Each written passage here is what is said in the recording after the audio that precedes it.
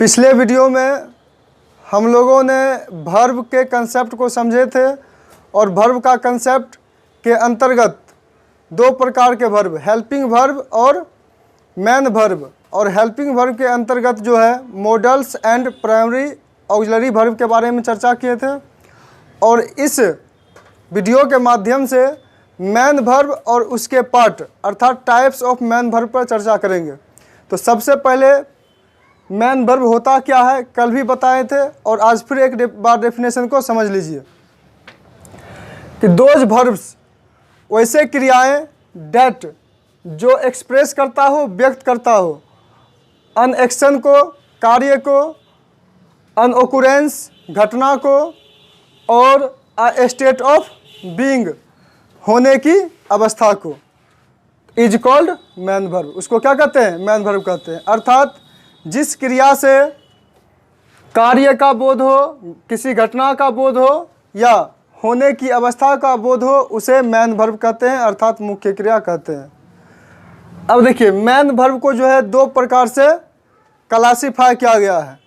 तो फर्स्ट है ट्रांजिटिव, दूसरा है इंट्रांजिटिव। ट्रांजिटिव वर्ब और इंट्रांजिटिव वर्ब। ट्रांजिटिव का मतलब होता है सकर्मक क्रिया और इंट्रांजिटिव का मतलब होता है अकर्मक क्रिया। इसके डेफिनेशन को आसानी से समझेंगे क्योंकि सकर्मक का मतलब होता है कर्म के साथ अर्थात विद ऑब्जेक्ट। डेफिनेशन क्या है? The verb used with an object. Verb जो उपयोग किए जाते हैं विद एन ऑब्जेक्ट, ऑब्जेक्ट के साथ, उसको क्या कहेंगे? सकर्मक क्रिया कहते हैं, इंग्लिश में ट्रांजिटिव वर्ब कहते हैं। क्या समझे? जो वर्ब अपने साथ ऑब्जेक्ट लेगा उसको क्या कहते हैं? Transitive verb. जो वर्ब अपने साथ ऑब्जेक्ट ले उसको क्या कहते हैं? जैसे एग्जांपल देखिए, वी स्टडी इंग्लिश ग्रामर।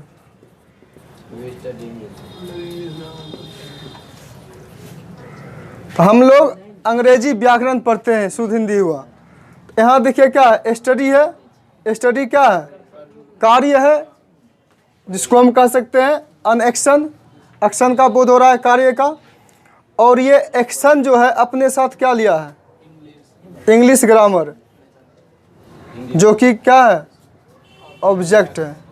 तो मतलब जो वर्ब अपने साथ ऑब्जेक्ट लेता है उसको क्या कहते हैं? उसको कहते हैं ट्रांजिटिव वर्ब। तो स्टडी क्या हुआ यहाँ? Transitive verb. एक और एग्जांपल लीजिए,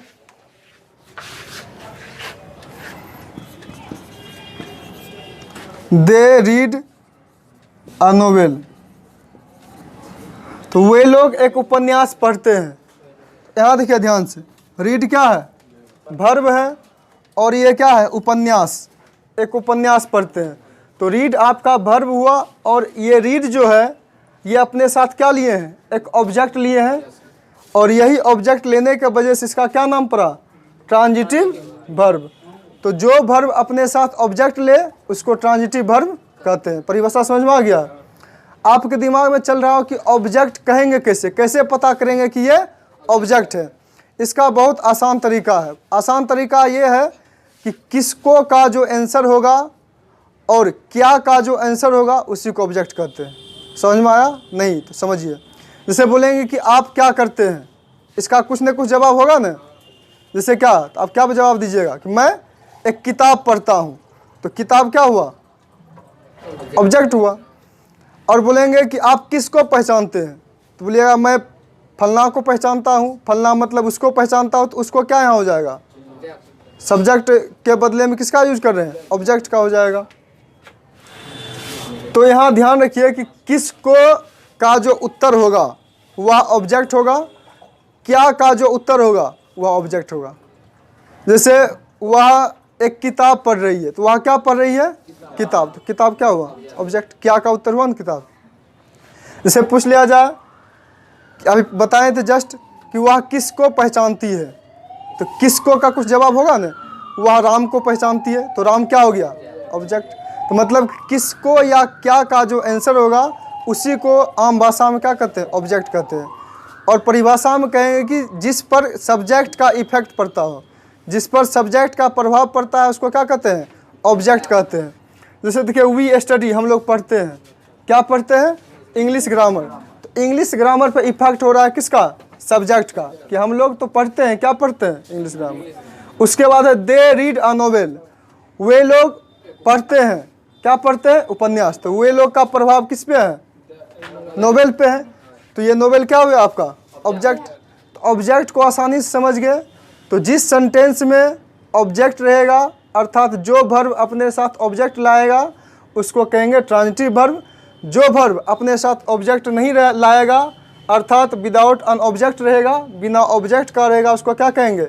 इंट्रांजिटिव वर्ब। अकर्मक क्रिया, अ का मतलब क्या होता है? नहीं। जैसे होता है अनंत, मतलब जिसका अंत नहीं हो, यह नहीं हुआ। अज्ञानी मतलब जो ज्ञानी नहीं हो। उसी प्रकार से अ का मतलब नहीं हो रहा है, तो अकर्मक जिसमें कर्म नहीं हो। अ मतलब नहीं, कर्म मतलब कर्म, ऑब्जेक्ट। जिसमें ऑब्जेक्ट नहीं रहेगा उसको क्या कहेंगे? इंट्रांजिटिव कहेंगे। डेफिनेशन देखिए, the verb used without an object, जो वर्ब उपयोग में लाए जाते हैं, उपयोग किए जाते हैं बिना ऑब्जेक्ट के, उसको क्या कहते हैं? Intransitive verb. जैसे एग्जांपल, वी स्टडी, हम लोग पढ़ते हैं। ही गोज, वह जाता है। राम प्ले, राम खेलता है। ये सारे सेंटेंस को देखिए ध्यान से। इसके साथ जो है वर्ब के अलावा कुछ दिख रहा है? नहीं। अर्थात इस सेंटेंस में वर्ब जो है अपने साथ कोई ऑब्जेक्ट नहीं लिया है, इसलिए इसका नाम क्या पड़ा? इंट्रांजिटिव, अर्थात अकर्मक क्रिया, जो कर्म नहीं लेता। इसमें कोई ऑब्जेक्ट है? यहाँ नहीं है, इसलिए क्या हो गया? अकर्मक, कोई ऑब्जेक्ट नहीं है, तो ये क्या कहलाया? अकर्मक क्रिया कर रहा है। तो इंट्रांजिटिव वर्ब को आप आसानी से समझ चुके हैं। डेफिनेशन भी आप लोग जान गए हैं। पंखा बंद कर दीजिए उसको। तो पहले आप समझिए ट्रांजिटिव क्या होता है। ट्रांजिटिव क्या होता है? यहाँ परिभाषा लिख दिए कि जो अपने साथ ऑब्जेक्ट लेता है उसको क्या कहते हैं? ट्रांजिटिव कहते हैं। जो वर्ब अपने साथ ऑब्जेक्ट ले उसको ट्रांजिटिव कहते हैं। तो होता क्या है, कभी कभी वर्ब अपने साथ एक ऑब्जेक्ट के अलावा दो ऑब्जेक्ट भी ले लेता है, तो इसलिए उसको क्या कर दिए? क्लासिफाई कर दिए। जो वर्ब अपने साथ एक ऑब्जेक्ट लेंगे उसको क्या कहेंगे? मोनोट्रांजिटिव कहेंगे। जो वर्ब अपने साथ दो ऑब्जेक्ट लेंगे उसको क्या कहेंगे? डायट्रांजिटिव कहेंगे। एग्जाम्पल लिख दिए हैं, देखिए। वी प्ले क्रिकेट, देखिए प्ले क्या है आपका? मेन वर्ब है, इसके साथ कितने ऑब्जेक्ट हैं? एक, इसलिए क्या कहला है? मोनोट्रांजिटिव। ही रीड, सॉरी यहाँ लिख दीजिए, ही रीड्स अ नोवेल, वह एक उपन्यास पढ़ता है। तो यहाँ उपन्यास क्या है? एक ऑब्जेक्ट का काम कर रहा है, और इसका वर्ब ये रहा, इसको कौन सा वर्ब कहेंगे? मोनोट्रांजिटिव वर्ब कहेंगे। उसी प्रकार से इसमें देखिए, आई सब्जेक्ट हो गया, ये वर्ब हो गया। इस वर्ब के साथ कितने ऑब्जेक्ट्स आ रहे हैं? दो। वर्ब को पहले पहचानिए, उसके बाद देखिए एक और एक क्या हो गया? दो ऑब्जेक्ट्स, इसलिए डायट्रांजिटिव या बायट्रांजिटिव कहेंगे। नीचे भी देखिए, ये आपका क्या है? मेन वर्ब है, ये अपने साथ दो वर्ब को, सॉरी मेन वर्ब हुआ, ये अपने साथ कितने ऑब्जेक्ट लिए हैं? दो ऑब्जेक्ट्स। ये दोनों ऑब्जेक्ट्स के वजह से यह वर्ब को क्या नाम देंगे? डायट्रांजिटिव या बायट्रांजिटिव। इंट्रांजिटिव का डेफिनेशन हुआ कि वैसे वर्ब जो अपने साथ कोई ऑब्जेक्ट नहीं लेता हो। देखिए, the verb used without an object.